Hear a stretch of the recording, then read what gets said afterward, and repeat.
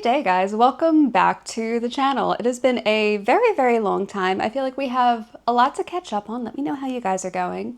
But yeah, today we're just going to do a chill little chit-chat video. I want to catch you guys up on some things that have been happening. I'm really eager to see in the comments what has been happening in your lives. I really want good news. With all the bad news that has been happening, share some positivity. Let me know something good that has happened. Have you had a baby, a grandbaby? Has somebody gotten married in the family? Have you gotten a promotion? Have you gotten citizenship? Let me know. I am dying to actually get some good news right now. So before we get into all this, I have a little drink. So we have decided that we're going to start clearing out some of the junk food that we have piled up in the house, which means I have quite a few cans of Dr. Pepper to get through, which, oh no, that absolutely is devastating and breaks my heart. So let's get right into this. So grab a Bicky, grab a cuppa, or grab a drink, and let's get right into this video. So probably the biggest update that people are waiting to hear about would be citizenship. So as far as Aussie citizenship goes, I am not eligible to apply until June of this year. Even though I've lived in Australia for more than 4 years, the rules are you have to live here for 4 years, and for at least one of those years you have to be a permanent resident. I got my permanent residency at the end of June last year, so that means I have to wait till the end of June this year before I can apply. But trust me, I am in the process of getting all that underway. Everything is in the works. There are papers that I need to supply, including things like my ID documents, my passport, my birth certificate, marriage certificate. Like, there's all these identity documents that are involved in actually applying, and I need to have those certified, notarized by a JP here, and it has to be done within 12 months. So I can't use the old documents that I used for my permanent residency application. I need to get those redone. So I'm in the process of just copying those over, going to the JP over at the library, getting that taken care of. But that also means I had to finally, I've been delaying this very much, getting my name changed on my social security card over in the US. That is an annoying process that really only matters when I have to file my US taxes. But because that is still a document, a relevant document that has my maiden name on it, I need that transferred to my married name. And the only way to do that in Australia is to get copies of your marriage certificate and your passport notarized by an American notary, which means I have to send it to the US consulate. They have to send it back to me here. And then I have to fill out a form and send all those documents to the US Embassy in the Philippines, because that's the only one in Australasia that handles changes on social security cards. So it is going to be a little bit of a long back and forth process, but luckily at the time I'm filming this, it's March. Hopefully, with the way the state of the world is right now, things will be okay. I should have that in by June and it shouldn't be an issue, and I will finally have that done next year when I need to file my American taxes again. So update 2 is I have a book coming out. It is probably not interesting to most people here. It is a dark rom-com. It is a weird, quirky, funny romance book. It's on Amazon. I'll link it below. I'll give you guys the blurb. It's basically the FBI's most wanted kidnaps the president's daughter to stop a healthcare bill. And as she starts falling for him, she realizes that he plans on her father. So it is a drama-filled political thriller slash dark romance slash romantic comedy. It is a weird, quirky book. Readers are loving it so far, and it comes out at the end of April. So again, I will link that down below if anyone's interested. Update number 3. And I do realize the irony of me talking about a dentist as I'm drinking a soda, but I'm pretty decent about brushing my teeth, guys. You can enjoy things in moderation in little bits. You don't need to freak out because I'm having a sugary drink and I'm about to talk about a horrible dentist experience I've had while I've been here. So if you guys watched my F1 vlog from a couple of years back, you might remember on that Saturday quali day, I didn't get to watch quali because I needed an emergency root canal. My tooth had started hurting so bad out of nowhere and the pain would not go away. So I found an emergency dentist in Melbourne to take care of that root canal. But of course, root canal, if you've ever had one done, it needs to be done in multiple stages, typically like 2 or 3 cleanings, and then they put a crown on it, and that's the entirety of a root canal. Well, because the dentist here near me that I typically go to see didn't do the first one, she basically needed to redo it. And then needed to do it 2 times. But that wasn't all. I needed a root canal a couple of days later on the following tooth because that started hurting severely out of nowhere. So I needed double root canals. And it wasn't long before this that I had started grinding my teeth pretty bad. Like, I knew I had some issues. I was just like a little tense ball of energy and stress. So I grind my teeth pretty bad. So like I said, if you are getting root canal done, the last part of that is getting a crown put on top to kind of seal everything in and make sure that the tooth stays protected. My back tooth does not have enough tooth left to properly put a crown on it. The one in front does, that hasn't been done yet. The back tooth does not have enough space. They should not have done the root canal, they should have done an extraction. So I've paid a small fortune to have part of a root canal done that can't properly be completed. And on top of all this, that tooth is still there. It is grinding and pushing on the back upper tooth. So there is now a crack on that tooth that goes all the way up and is not able to be fixed. It needs to be extracted. So I now have 2 back teeth that need to be extracted, all because this one dentist didn't bother to pull the back tooth like she should have. No, she charged me to do basically an entire root canal except for the crown because you can't put one on. And now because I also grind my teeth, even though I wear a night guard, the top tooth is cracked to the point that it now needs extraction. So needless to say, I am pissed off. I don't know what to do about it, who to complain to at this point, because the dentist has actually since left the practice that I typically go to. I've gone to see an endodontist, basically a root canal specialist, twice, and they wanted to charge me $3,200 just for the root canals without the crown. So I'd be looking at like $5,000 a tooth. So at this point, I need to have 2 teeth pulled, and I still need to have a crown put on that one tooth that has still not been taken care of. And I've had a couple of negative medical experiences since I moved to Australia. This is by far the worst. I've had to deal with arrogant doctors, misogynist doctors, but this one takes the cake.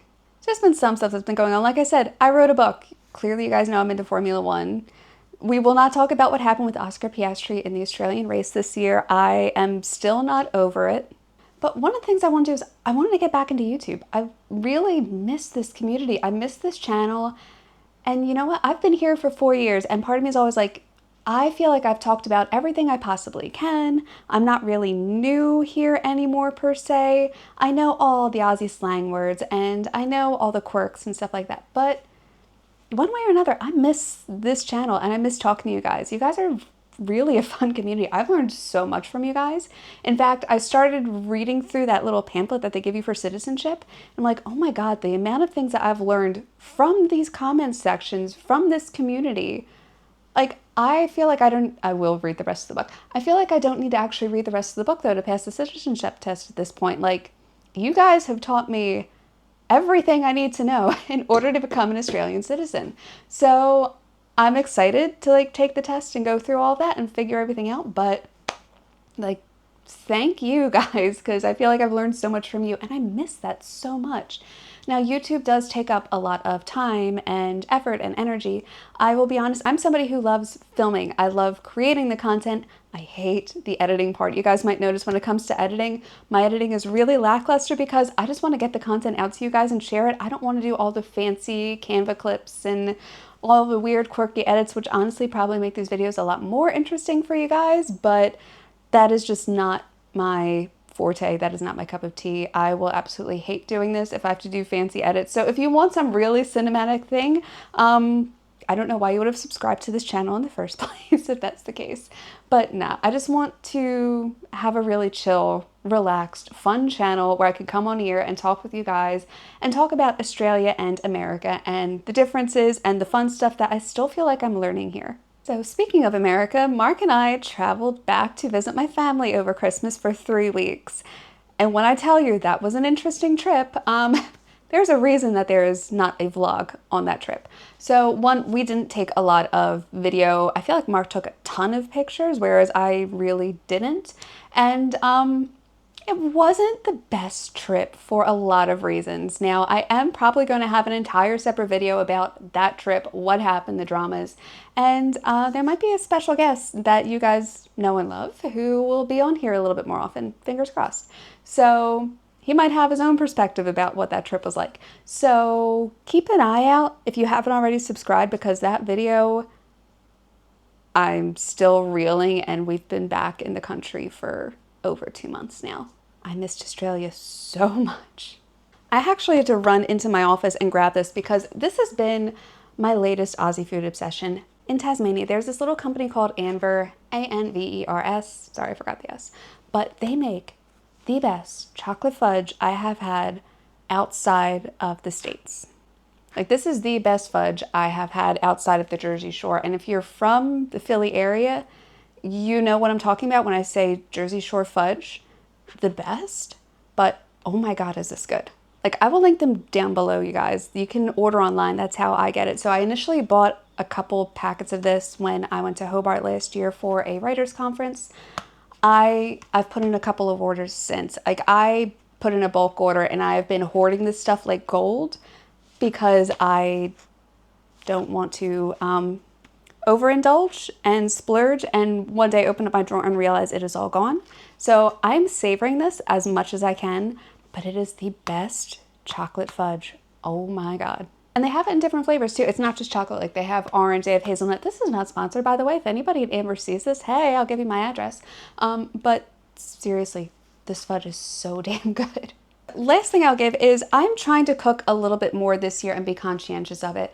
I feel like last year I was really complacent. I either wasn't really cooking that much, so I will be honest. You guys have mentioned in previous videos like, oh, you look so good, you've lost a lot of weight. I was and still am on Wegovy, one of those semaglutide injections, because I was at very high risk for having pre-diabetes. Again, do not comment on the sugar situation here. I know, again, you're allowed to splurge once in a while. Moderation is the key. That's why I'm not going to go and have an entire packet of this, or probably even a piece. I will save this for a few more days. But I'm going to have a soda today. It's okay. Don't worry. I know how to balance things out. I've gotten a lot better. But with Wegovy, the food noise has calmed down significantly as well. But because I was so complacent last year when it came to cooking and meals, and honestly, I just did not have much of an appetite because of those injections, I didn't really cook much. And this year, I want to get back into that. And I've made a couple dishes so far. Like, guys, I make the best pulled pork. No, for real. I need to figure out how to make barbecue sauce on my own, because I will admit it was a little bit of a cheat. I did use jarred barbecue sauce for it, but I make the best whiskey pulled pork. It is so, so good. I need to start playing around with barbecue sauces. That is a goal for me for this year, is figure out how to make the best homemade barbecue sauce for pulled pork. Anyway, I want to cook a little bit more, but I want to do some more classic Aussie dishes. Like, I tried doing the duck cake. We all know that was a disaster. I did damper, which turned out okay. My oven doesn't seem to like bread or anything that's really temperature sensitive. So when it comes to baking, that's a little like iffy. But I want to make something Australian. I haven't made lamingtons in the longest time. I feel like pap is really, really easy. I can do homemade pies. Like, we have a pie, like, it's not really a pie maker. You're technically the pie maker. It's like those little pie machines that cook the bottom and the top of the crust.